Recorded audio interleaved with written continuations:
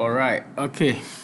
So I just found a new way to actually calculate, the tax on based on the taxable income. Okay, so the tax that you'll be paying based on this particular amount by the use of the sum product. I think some time ago I did a tutorial on how to use the if and minimum, and as you can see, this long tall formula. Okay, it's a huge formula, I must say. So where you use the if and minimum to obtain the results based on the taxable income. So you call this one the taxable income, which is the 4,000, it will be the taxable income.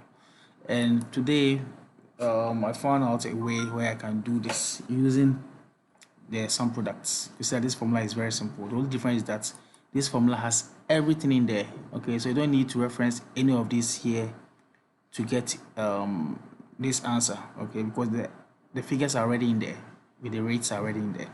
But this one, you need to reference to this particular table, okay, before you can get the answer that you need. So supposing I'm to change this one to 10,000 Ghana cedis,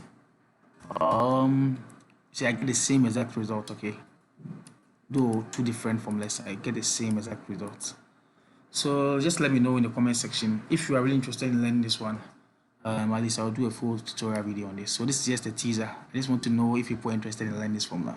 If you're interested, just let me know in the comment section, okay?